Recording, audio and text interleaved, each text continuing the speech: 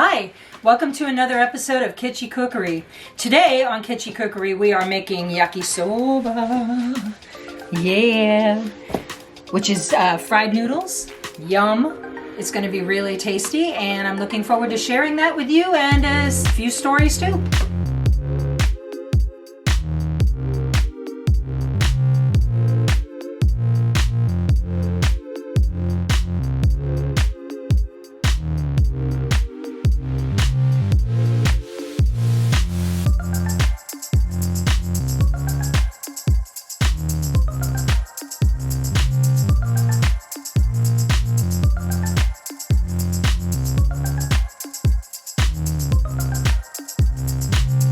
Get that nude. Rub those noodles. Stir them. Stir them aggressively. We don't want to splash a bunch of water. Splash it. There's some chickens. Some nudes. A Momo. Okay, let me know when we're ready. Okay, I'm going to get these up to par and then drain them. Sounds good. Do you cook them first the whole time? I do. If I was using fresh stir-fry noodles, I wouldn't need to cook them. I just rinse them. I'm probably going to cut this in, by the way. Yeah. No, that's okay. Just so you know. Just so they know, we know. I'm just trying to decide if I want to make more noodles. Does that look like enough noodles with the amount of chicken and No, I think that's plenty of noodles. Okay. You know, you always make too many. Right. Well, and it kind of, you don't want to get too many of the noodles. Mm-hmm. Although I love noodles, but I tend to put a lot more veg and chicken in mine. So. Yeah, well, that's the story of your life. When you're not deep frying, you're cooking vegetables. Okay, so do you want me to cut away and we'll be cooking next time? Yes. Okay, bye. Konbawa! It's me, Terry, and we're back with another episode of Kitschy Cookery. Tonight I am making yakisoba. I learned how. Well, I didn't really learn how to make it when I was a kid. I lived in Japan, and there was a lady who would come in and help my mom because she was a working parent, and she would make yakisoba for us. And so I learned how to taste it back then, and then later on in life, I always loved ramen. Ate a lot of ramen, and just started putting together what I remember to recreate those memories of yakisoba that I ate when I was a kid. So that's what we're making tonight, and I'm using chicken. I have used, when we have been in Japan, I have used very thinly sliced pork belly, which is really delicious. But here it's a little harder to get, so I'm using chicken. And I actually didn't put this in the ingredients, but I put a little bit of sesame oil and salt and pepper in this chicken. So I'm going to go ahead and get that into the wok. Walk on. And I'm going to break that up and let it start cooking a little bit. And we'll leave that for a minute. Oh, that sesame oil. As soon as it hits that oil in the pan, it smells so good. Is that what you use? Well, no, I used peanut oil for the tablespoon in the pan, but I seasoned with the sesame oil. Okay. So what I'm going to do with this yakisoba is a little bit different. I really like garlic, so we're going to kind of make a garlicky yakisoba. I'm going to add this next after the chicken has had a chance to cook for a little bit. And I also, as I was prepping, realized that I had forgotten an ingredient. So I'm going to step over here real quick and just cut up this onion to go in there when I'm ready to put my other vegetables in. So that's what happens when you get to putting stuff together sometimes. That's why you should do a mise en place. And I usually do that, and I did do it this time, but I just happened to forget one ingredient out of it. So while we wait for that, I want to talk about noodles. Now you can, if they're available, buy fresh yakisoba noodles. Sometimes you can't find those, or sometimes you can't afford them, or sometimes you don't know how to cook it that way. I have always, in a pinch, used dried ramen noodles. You just undercook them a little bit, and then rinse them in cold water. And today I'm using this. I'm not using the seasoning packets, I'm just using the noodles. Okay, but I have in a pinch used this as well. And it doesn't matter if it's chicken or beef because you're not going to use the seasoning packets. You're just using the noodles. And, you know, if that's what you have on hand, go for it. So what did the lady use? What was her name? her name was Miki-san, and she was a really nice lady. She taught me how to count in Japanese, and she babysat me basically. She was a really cool lady. Well, like, there's some really funny stories about her too, isn't there? Like how your parents met her. Well, the reason we were in Japan is because my dad was in the military, and so we got stationed in Japan in 1969 during the Vietnam War, and we were actually living off base in what they called houses that were built on a former rice paddy. So one day my parents were at home and they heard a knock on the door, and this really nice lady came up to the door and she said, you know, I'm here to be your housekeeper. And my parents were like, we didn't know, we don't know anything about a housekeeper. And so she talked to my parents for a little bit, and she said, oh no, I'm here to be your housekeeper. And, you know, I see that you have a little daughter, and, you know, you need someone to take care of her too while you guys are working. You need me. You need me was basically what she said, and my parents tried to convince her that that she was at the wrong house or something, but she was like, no, you need me. That's it. And so finally my parents were like, okay. And the funny thing is that she was actually supposed to go to someone else in the squadron's house who had asked if they could get a helper. And she ended up coming to my parents, and there was apparently a little bit of bitterness. Even now, because I've talked to the lady who she was supposed to go work for online, and the lady was like, oh yes, I remember. So I was like, But anyway, she was a really cool lady, and she would make yakisoba for us. I've had discussions with my mom, because I was only about 6 years old, 6 or 7, about what it was made of. I remembered the noodles, and I always had a memory of it being made with ground beef, and my mom says that is how she made it. I've never seen yakisoba made that way. Most of the time, that way. I have made it that way because that's what I grew up with. You know what? I wonder, was she from Okinawa? Not that I know of. Because, like, in Okinawa, they have, like, they do taco seasonings. Well, they do the taco rice. Yeah, so maybe there's a version of, like, yakisoba with, like, taco flavoring. Maybe that's just what they happen. It's kind of like when I make this recipe, I use what I have available. Yeah. You know, like if I have maybe ground beef was cheaper as well. Because, you know, I don't know if chickens are a big thing or were a big thing at that time. We always want to have one of these when we're cooking, too. Really close up on that. What? Sapporo! She's drinking and cooking. Best kind of cooking. Anyway, so we're going to just let this cook for a little bit more. And then I'm going to add the garlic and the vegetables. And one thing that I didn't put on the ingredient list is I make my own, like, crunchy garlic chili oil.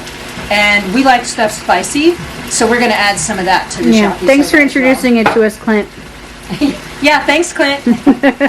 Our friend Clint is from Guam, and he gave us a jar of this a couple years ago, and we just fell in love with it. And he doesn't make it enough, so he basically told us how to make it, and we now are giving it to him so that he doesn't have to make it. His wife's about to have a baby, so. Can I tell you, it's very different, though. Like, his tastes different, but I like both.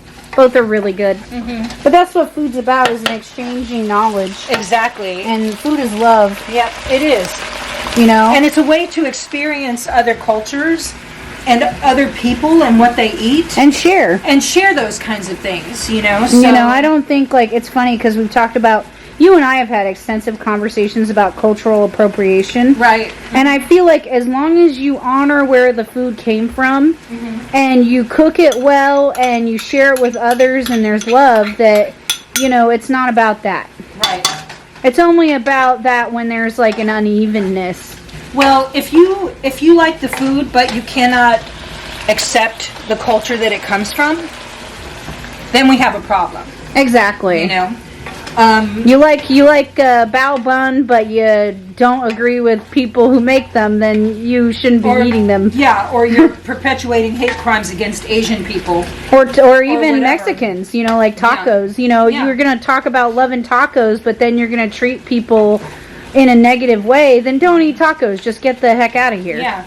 Stick with your bland white bread bullshit. I'll be honest with you. No, I mean, I'm sorry, but that's the way I feel. You know, I grew up overseas, being a military brat, and You had several partners who were of different backgrounds. exactly, and so I learned to cook stuff, and I learned that I just didn't love the food, that I loved the people as well.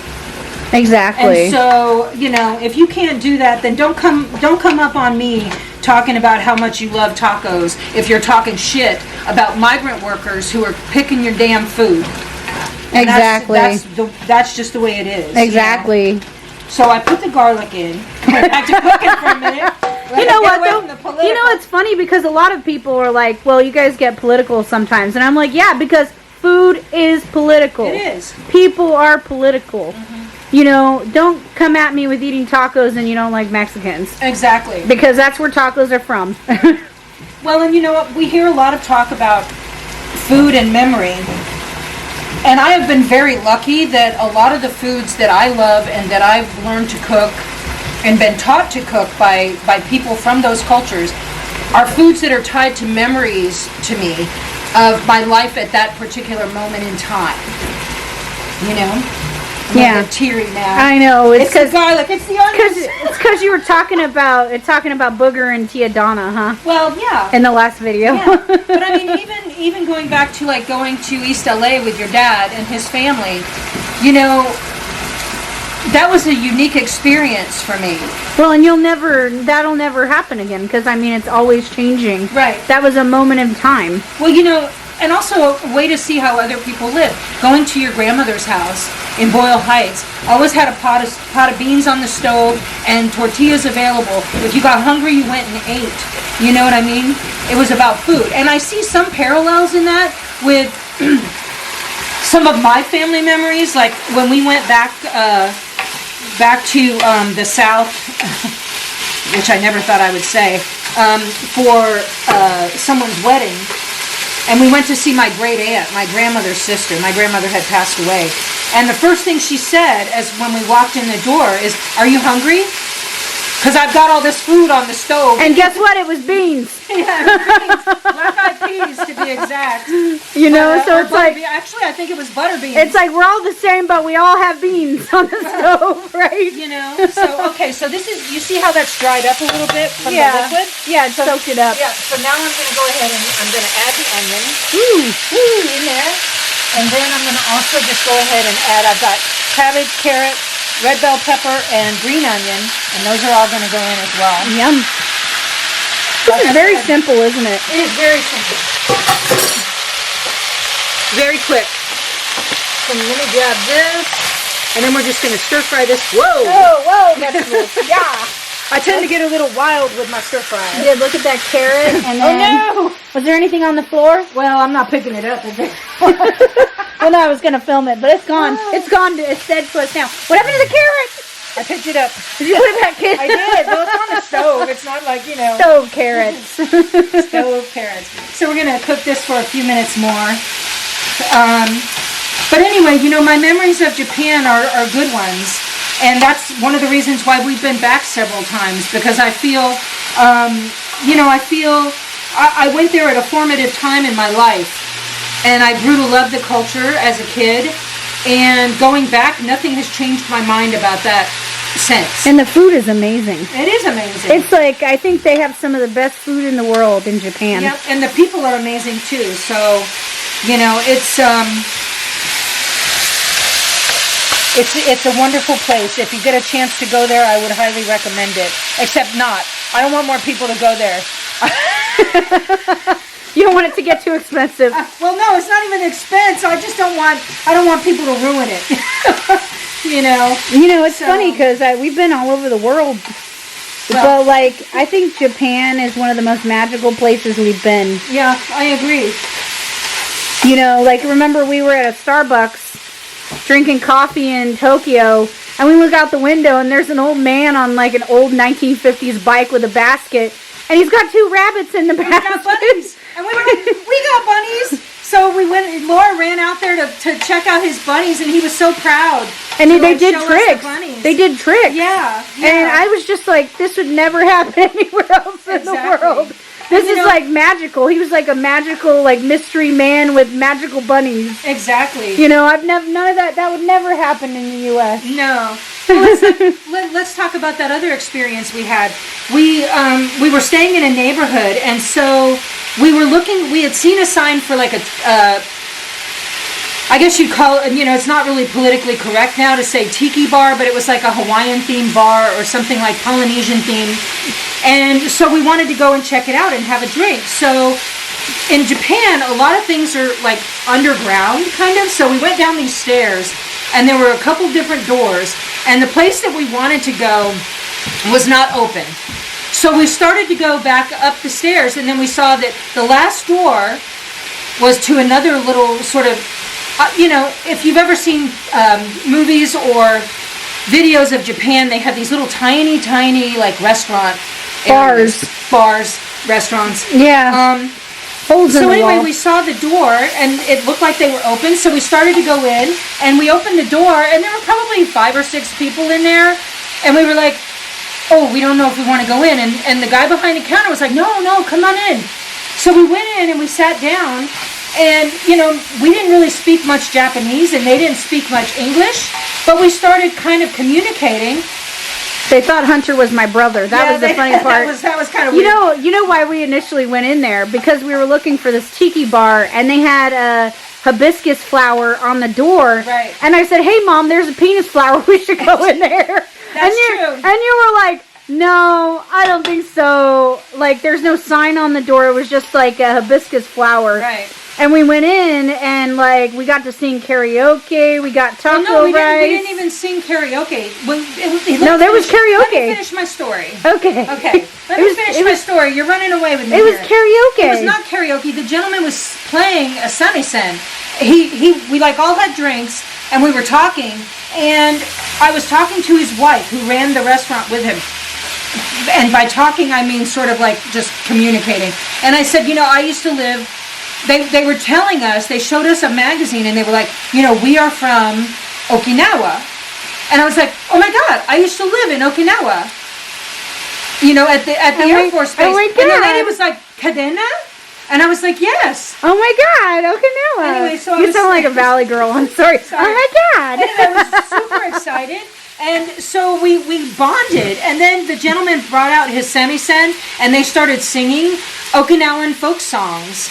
And they even gave Hunter a drum and encouraged us to play along. And so then what I did, because at the time I was still singing a lot, I said, well, I'm actually a singer. And they were like, oh, okay, well, we've got this karaoke machine. Can you sing us a song? And so I ended up singing them a song, and we ate taco rice, and, you know, we just had a really amazing experience, completely by accident, by the way. Here's the really funny part of the story is that every time we go to a different country, we embarrass Mom. We're like, she's a singer, she knows how to sing. And then they make her sing every single place. I know. Like, I think you sung, like you did a song in Bath. I did one in London. I did. You did one in Japan. I did. And if we'd had the opportunity, I probably would have made you in France. But I didn't get a chance. Because we didn't go to anywhere that was an out like singing place. Right. Okay, so I'm getting these ready. This is ready for the noodles. I'm going to get them. Let me go look at this. Anyway, my point of that story was that, you know, great experiences can't be planned. And can I tell you, none of us pulled out our phones. We don't have a record of it in our Instagram. We didn't do any of that because live in the moment. I love Instagram and YouTube and all that as much as anybody, but sometimes you got to put the crap away. Well, exactly, because like you don't really get the experience. You're just recording the experience. Right. You're not living it. Well, and I also felt like it would be disrespectful. I mean, these people welcomed us into. Everybody in that place was from Okinawa. It was a place for them to go, a home away from home. You know, everything on the walls was pictures of Okinawa. It was for people who were living in Tokyo and wanted some bit of home to go to. I wish I had had the spam musubi now. In retrospect, instead I had taco rice, but the taco rice was the best I've ever had. I've never been able to recreate that. But, you know, the reason it was the best because it was the moment. Yeah. Because we were in the moment. Exactly. And also because the people were just amazing.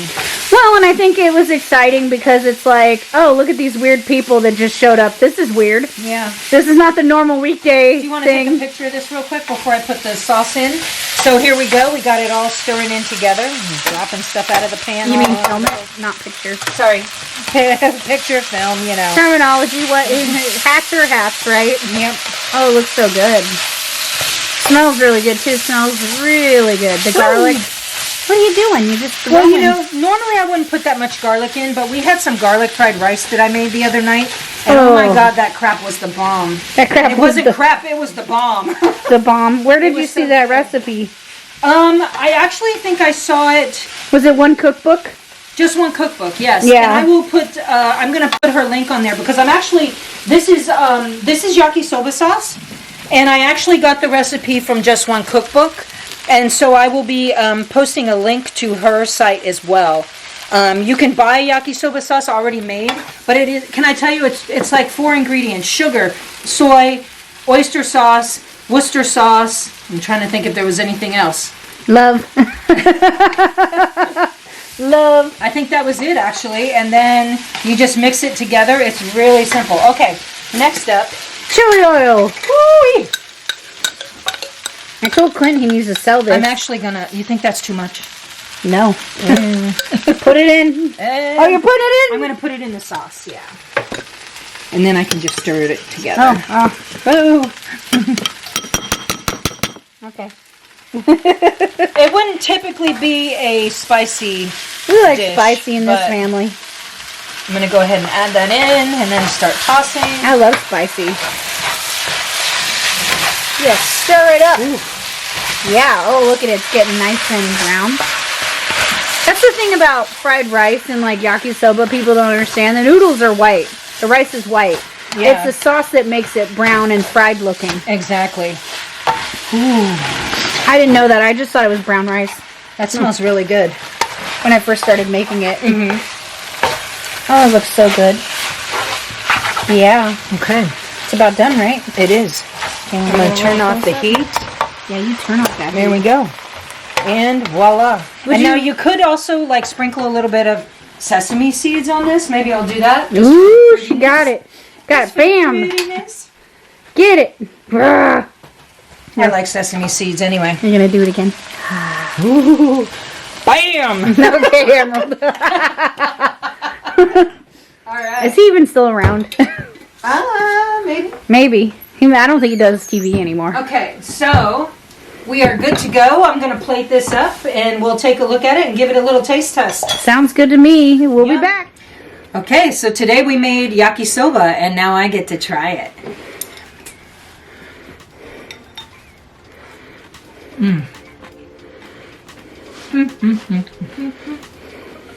Oh man. That's really good. Thank you, Miki-san. Yeah, thank you very much. Wow, 60 years later, we're still eating your yakisoba. I mean 60. How old do you think I am? I don't know, like 70, 80 years old. Oh wow. I'll just keep eating, Laura. You talk. Okay. Well, thank you guys for following our channel. Please like and subscribe for more content. And we appreciate you being here for Kitchen Cookery, even though our host is busy noodling it up. See you next time. Bye.